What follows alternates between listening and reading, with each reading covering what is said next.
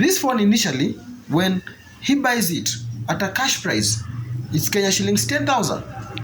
But when he goes to a Mkopa or a credit company, he ends up paying Kenya shillings 26,000.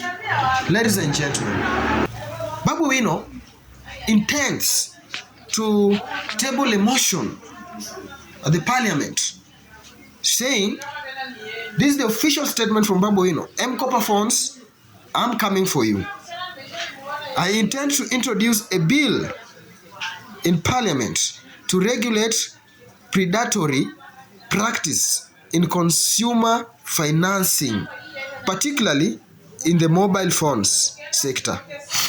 Even under the principle of willing buyer, willing seller, consumer must be protected. Good. All right, ladies and gentlemen, thank you so much for tuning in to this channel. This is Trumax KE, of course, where we give you updates on what is happening globally. Now, ladies and gentlemen, today I want us to be brief. This video is going to be very brief, at least 8 minutes long. Now, guys, we are staying in a country where corruption is of another level. Yes, we know that some of the things that changed really impacted the lives of Kenyans positively, but they never knew these reforms that are being made here in our country can really impact them negatively. Now, guys, I want us to first talk about the credit company, especially people dealing with phones and TVs, motorbikes, vehicles.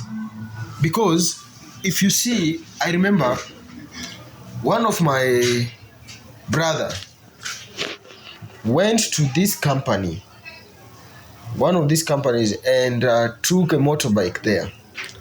This motorbike initially at a cash price, it's 150,000 Kenya shillings, but it ranges there. But when you are given this item or a credit base, you end up paying 200 and something thousand, 500,000. Now let's come quickly to most common used item: mobile phones. A mobile phone that costs Kenya shillings 10,000, you are given on a deposit of Kenya shillings 3,300. Then this mobile phone, you need to pay it for a duration of 1 year, 365 days. Daily paying Kenya shillings 72 bob. I want us to roughly do that calculation and see how Kenyans are being robbed. It is not acceptable that a Kenyan who is living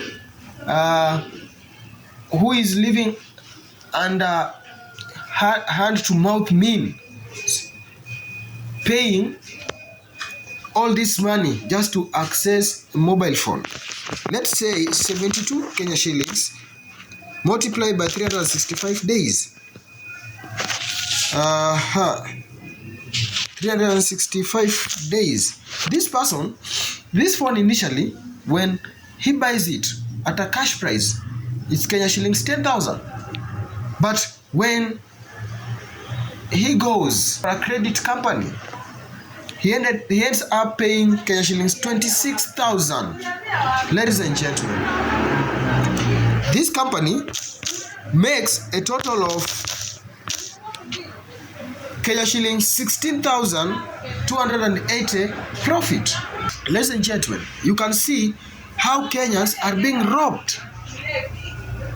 And that's why I will agree with Mheshimiwa Babu Owino, who is currently an advocate of the High Court. Babu Owino intends to table a motion at the parliament saying, this is the official statement from Mambo Imechemka Mkopa funds, I'm coming for you. I intend to introduce a bill in parliament to regulate predatory practice in consumer financing, particularly in the mobile phones sector. Even under the principle of willing buyer, willing seller, consumer must be protected from exploitation. It is ultimately it is unacceptable that a phone valued Kenya shillings 12,000 can ultimately cost Kenya shillings 30,000 under current credit scheme. Every Kenyans deserve access to affordable mobile technology, but not at the cost of crippling debt. This bill will seek to consume fair, transparency, and protection for all consumers.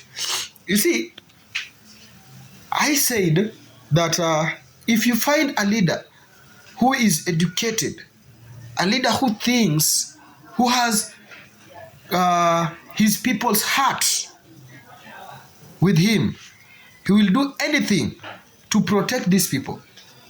And that's why I have no doubt to say, if Babu Owino becomes the governor of Nairobi, Nairobi will change. These are the kind of leaders we want in our society.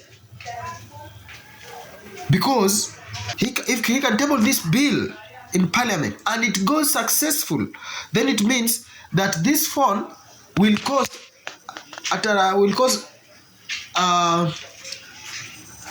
at least Kenya shillings 18,000, but it won't go that high to a point that you pay almost 30,000 to access mobile technology.